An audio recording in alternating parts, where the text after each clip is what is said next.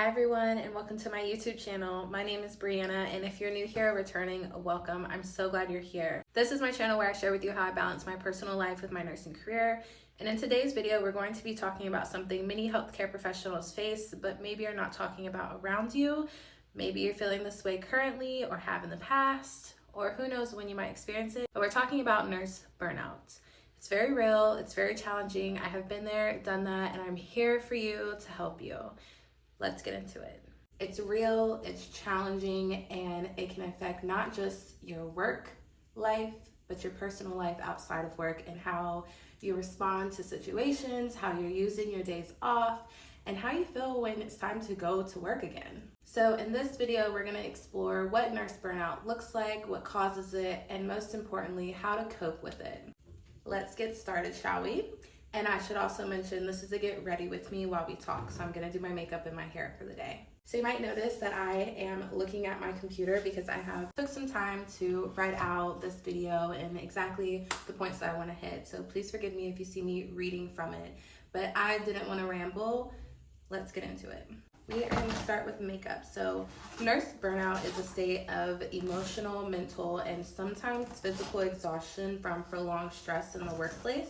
It can lead to feelings of detachment, reduced sense of accomplishment, and even questioning if you're in the right profession. And I myself have been there. I know what it's like. I've made it through. And I want to talk about this because I can kind of feel myself coming back on the verge of feeling like it's time for a change. Change is good. It's important to realize that nurse burnout is not just how you feel after you get off of a long shift. It's a chronic feeling of something not being right, of you not looking forward to work, and of you questioning what you're doing. And it can impact mental health and the way that you perform at work as a nurse. Some signs of nurse burnout include: number one is feeling exhausted, feeling tired even after resting, having a good night's sleep, just a chronic state of feeling like you can't rest and recharge enough, and continuing to go to your job is only prolonging the exhaustion and how you're feeling. Number two is detachment. You might feel disconnected from your patients or your colleagues at work. Maybe you're lacking empathy for your patients. Maybe you're not happy with your coworkers and don't want to be involved in conversations when you're at work. Not having empathy for your patients is a big deal because while some people come to the hospital and are super mean to their nurse, others are really there, really vulnerable, really sick, and really need compassion and someone to advocate for them, listen to them. And it's not going to happen when you're not happy even being there. You could really care less. You're here to come get your money, get your job done, and go home. And nursing is not just about money. So if you're in it for the money, you're in it for the wrong reason. But it's about how you show up as a nurse.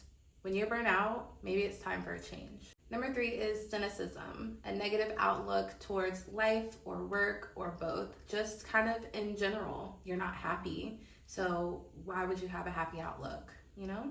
Number four, physical symptoms include frequent headaches, digestive issues, lack of sleep, maybe just a general feeling of fatigue in your body. Like I already mentioned, feeling like you can't get enough rest even though you're resting off of work. Number five is reduced performance, feeling like you're constantly falling short or you're not doing your best, no matter how hard you try. If you can relate to any of these symptoms or anything that I'm saying, maybe you're feeling a little burnt out without recognizing what that is for you, and you might need to take a step back to evaluate what you're doing and what you want to be doing with your life and if they align. I'm gonna give you an example of the time that I felt burnt out back in 2022, I believe.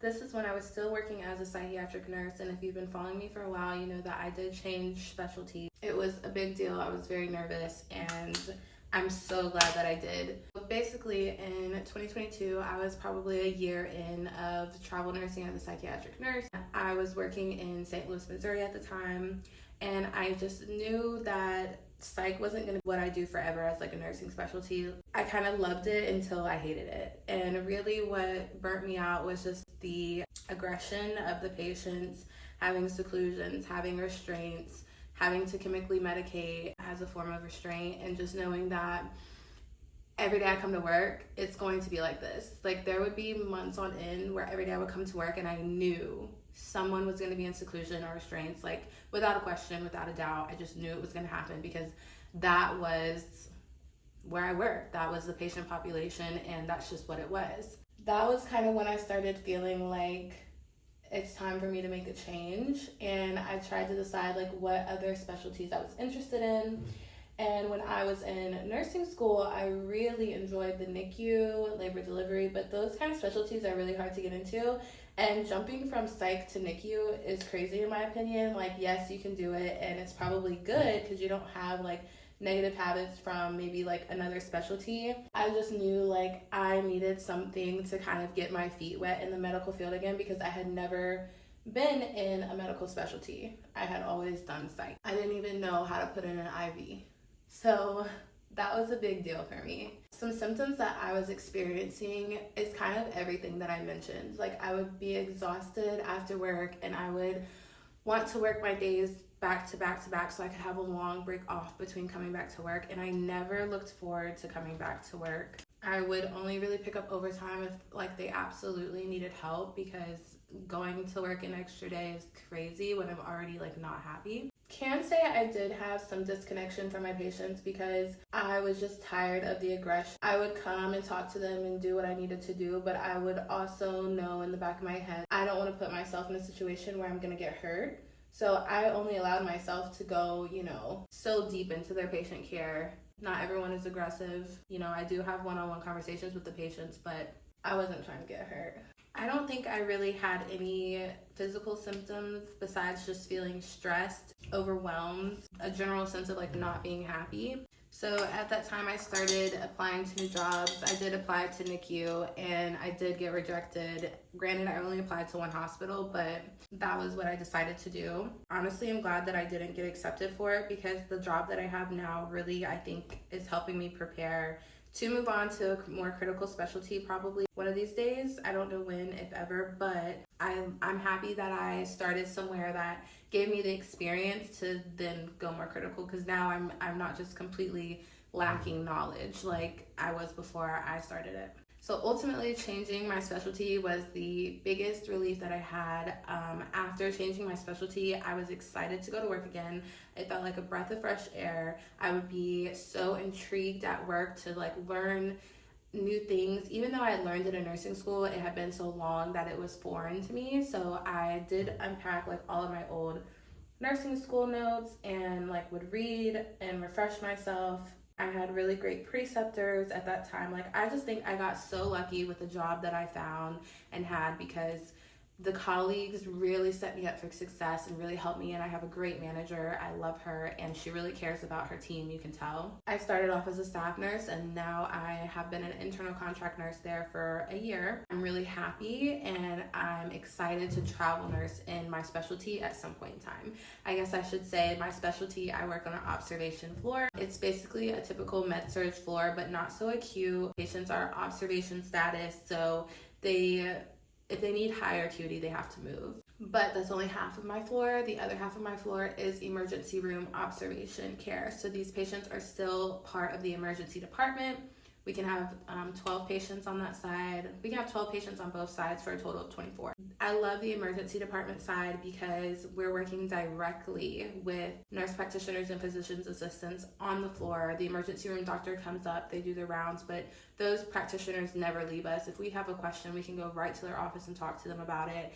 And it's just given me so much information. They teach me so much. I love it. The biggest thing I will say is that they have really inspired me to go back to get my nurse practitioner. I don't know when I will do it, but I know that I will be doing it because it's put a lot of things into perspective as far as working in the bedside. I know that I won't want to do that forever, especially when it comes time for me to have kids. And I also know that I don't want to be 50 and still working at the bedside, let alone in a hospital. And if I am, I'd rather be a nurse practitioner than a nurse working at the bedside. So now I'm happy. Now that it's been like a year and a half, I'm reaching that point where I'm like, okay, what is next? Going back to school, new specialty. What am I going to do from here? So that's in brief my experience with nurse burnout, the very first time I've experienced it. And I would say it was pretty, I don't want to say severe, but it was pretty heavy because I just really felt like I have to make a change. Until I made the change, I really wasn't that happy anymore. So now that we've covered my story, let's talk about some causes of nurse burnout. So number one, if you're working 3 12-hour shifts in a hospital, that's a long time to be there in general. And if you're working overtime, long shifts plus more long shifts, that's exhausting. Working extended hours with little recovery in between, I feel like has been a major impact. In my case, a high patient load. So not everywhere has, patient ratios that they follow. Sometimes they say, when you're hired, you can only get up to 4, but when they get short staffed, that 4 goes up to 5, 6. The most I've ever had working as a psych nurse was 10 patients, and I think that's crazy, and that was the norm. And I have never worked anywhere else besides my very first nursing job where I have taken care of 10 people every single shift. I think that was crazy, absolutely bananas, and I never want to do that again. And I haven't, and I won't. I won't ever do that again. If a job is consistently giving you 10 patients, that's crazy. On a med-surg floor, having 6 patients is crazy. Having a high patient load, there's a lot of constant pressure to meet demands without the adequate support that you need. And if you're working on a med-surg floor, it's tasking. There's a lot of tasks that these patients have that they need for their care because they're sick, they have wounds, they have antibiotics, they have medicine, Lord forbid your IV blows. Like, it's just like never ending, honestly, is how I feel about it. Maybe some days you have really good days and it's not that busy, but those days when you don't, ask for help. Seriously, ask for help. That's like the best thing that you can do for yourself. Number 3 is emotional labor. Taking care of patients and their emotional and physical needs can leave you feeling depleted. Yeah, I experienced this. When I am at work all day long, caring for other people and what they need, sometimes when I get home, it's everything I can do to get myself in the shower. And it's everything I can do to do my skincare routine and to make sure that like I'm feeling good and ready to go for the next day. It's everything I can do the day after work to like make myself something to eat. Like sometimes you just literally want to do absolutely nothing. And while that is okay, it's not a state that you can stay in forever. Like yesterday I did absolutely nothing but lay down on the couch and watch movies with my fiance, and partly because we're getting over the flu. I'm almost through it, but he's like in the middle of it. So I was taking care of him while, just kind of relaxing and like catching up on rest. It can be hard to take care of yourself when you've been taking care of people for days on end, especially if you've done 3 in a row. After that 3rd shift, quit. Call it quits, okay? Number 4 is workplace culture. Lack of appreciation or toxic environments can contribute. This cannot be more true. If your coworkers are not, I don't want to say friends, but there are times when you become friends with people you work with and you stay friends no matter if you leave the job or not. So I say that if, you're really not happy with the people that you work with, that's a huge and like major deal because you spend 12 hours plus some a day with them. You need support. Like literally, I think that's the biggest thing is like we need support from each other. And if you have management that really isn't having your best interests at heart, they don't come to bat for you, they don't care about what you're asking for, they don't care when, you have a complaint or when you feel like something's unsafe, or, they won't come to the floor, like if you need them, like that's a terrible kind of condition to work. And I would never want to work in that kind of condition because who can you rely on if you can't rely on your own manager? Like seriously, not a good environment. And then lastly, personal neglect, putting yourself last in the name of duty. So I think this kind of ties hand in hand with meeting everyone else's needs before your own, because you're taking care of all these other people. What you need comes last. Taking a break at work. Sometimes I have to like really be like, okay, if I don't take a break now, I don't know when I'm gonna take a break.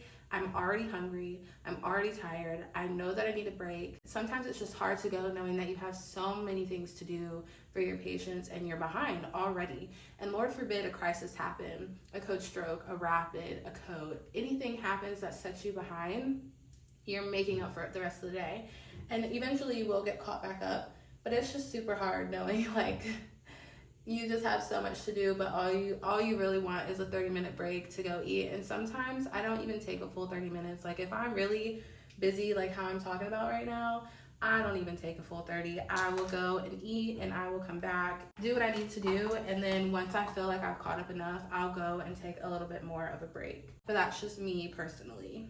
The biggest thing is to know is that burnout doesn't happen overnight. It's usually a result of many stressors that happen over time. They build and build and build to the point where you just can't take it anymore. So now that we've talked about what burnout is, what causes it, and what it looks like or feels like, and plus my own personal story behind it, let's talk about how to cope with nurse burnout. So these are some practical tips that I'm gonna give to you, and what might fit for me might not fit for you. And if you have any tips or anything you want to share, please drop a comment, because this video is meant to help everyone. And if you have experienced something and you've moved on from it to something better, that's great. We all want that and need that. And we're a community here. This is a safe space to talk about things like this. Okay, so number one, setting boundaries. This may look like saying no to picking up extra shifts, saying no when your coworker is asking you for help, but you know that you really can't help, or saying, well, if I do this for you, can you do this for me? But make sure you trust the coworker that you're asking for help. And a big thing with saying no to extra shifts, like, it's so nice to get that overtime paycheck. If you know that you need to rest and picking up that extra day is not going to benefit you, even though the money would, like, choose your personal well-being over money every time.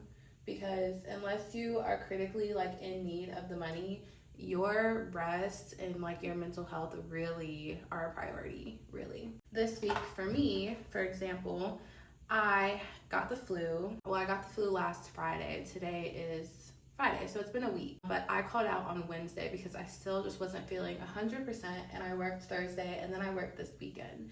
And now I'm feeling ready to go back to work. I probably could have picked up today to make up for the shift that I lost. Because as an internal contract nurse, I don't get PTO, so I'm just going to be a day short on my paycheck, unfortunately. I would rather do that than go and pick up a shift at work knowing that, like, I don't feel my best, and that I know that I need to rest so I can recover from the sickness that I have.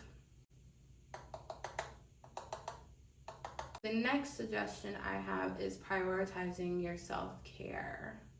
When you are off of work, even when you are at work, sometimes you just need to take a moment, take a 15-minute break, and that's okay. Take your break, come back to work, and finish the job. When you're at home, do the things that make you feel good. I cannot stress this enough, and I feel like this probably comes from me being a psychiatric nurse, but I'm so big in self-care, and I'm not the best. Don't let me sit here and try to glorify self-care like I'm queen of it, because I'm not. Simply like me getting ready today. I needed to do this for myself because yesterday I rotted, and I can't keep rotting. And if I didn't get up and shower and get myself together, I don't know that I would have. So just forcing yourself to do the things even if, you really don't feel like it. It's gonna be okay. Going to yoga, going for a walk, spending time with friends who make you feel good, talking to your friends and family, going to the gym, journaling. I mean, there's whatever fits in your realm of self-care, having that glass of wine, going to dinner, taking yourself out, like whatever you need to prioritize yourself when you're not at work, do it. Number 3 is seek support. Talk to a trusted friend, mentor, therapist. Sometimes just sharing your struggles can make a difference. And I absolutely agree with this. My fiance, my friends, my family, they have heard it from me when I have been unhappy in work. They know when I'm unhappy in work. They know when I don't want to go to work. I can't get through without them, period. And I know that, and I'm not going to act like it's not true. I need them to support me and to be able to tell me, like, it's okay if you don't go to work, like, call out. It's okay if you miss that extra money because you called out. Like, it's going to be okay because God always provides.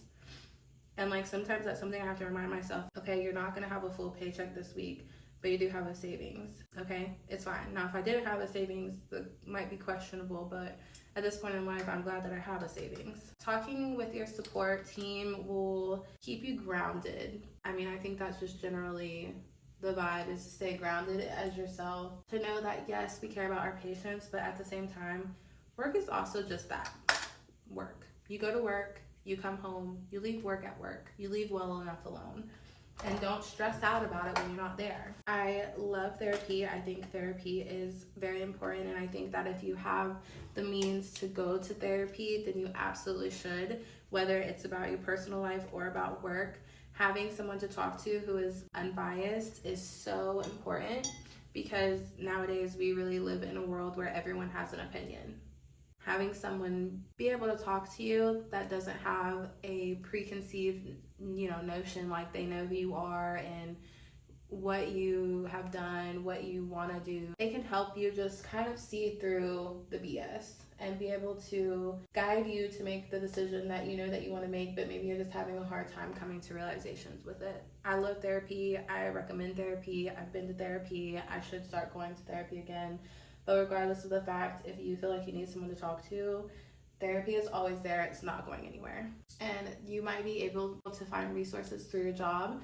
If you open up to a manager, if you trust them and feel like you can, they might be able to provide you with, services through your job. Okay, next is to advocate for yourself. Speak up about workplace policies or politics that are happening that you maybe necessarily don't agree with, that you think could be harmful to you, your coworkers, your patients, because that's what we're here for, to do no harm. That's the oath that we take. And sometimes you might even come out starting something new for your unit or the hospital.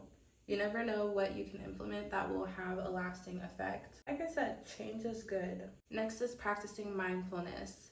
Try meditating, yoga, deep breathing to manage stress. And I feel like this kind of goes hand in hand with self-care. I don't think people realize how helpful deep breathing, meditation, breath work, yoga can be. And it can be really hard to get into if you haven't done it in a while or you've never done it. But there's so many YouTube videos, and it doesn't have to be long. It can be 1 minute, 2 minutes, 5 minutes. Whatever you can give to start is good, because eventually you'll want to keep doing it. And I notice how much better I feel when I am doing it versus when I'm not. There was a time in my life where every day I woke up and I did yoga and meditation and deep breathing. And now I do it maybe a couple times a week. Sometimes I fall short. I just say that you don't know how much it's going to help you until you try. Try it. And then lastly, we have consider a change. If the environment that you're working in is toxic, making you unhappy, you don't like your coworkers, you're tired of working with the patient population you work with, you want a change in pace, change your specialty, change your job, change your hospital. You can stay in the specialty and go work at a better hospital. Maybe, you've stayed with this hospital for years and years and years. Go travel nurse. Go make more money while you change your job. I'm just saying. Please remember that you can't pour from an empty cup, that you come first in your life. Nurses who really love being a nurse love their job. It's more than a job to us. But at the end of the day, it really is a job. It really is your source of income, and it takes a lot to take care of yourself and to take care of other people. So remember that you come first and that you have to take care of yourself so that you can take care of other people. Taking care of yourself isn't selfish, it's necessary. If you're a nurse and you're experiencing nurse burnout, know that you are not alone, and there are steps that you can take to help you feel better and to change the nurse burnout you're having. If this video resonated with you, please share it with someone you might feel it might resonate with them too. Don't forget to like, comment, subscribe, and share. And let's keep this conversation going in the comments. What is your experience with nurse burnout? How did you get rid of it? How did you work through it? What are things that were helpful for you that might be helpful for someone else? I'd love to hear from you. I'd love for the community to keep talking. And yeah, I'll see you in the next video. Thanks for coming along with me today.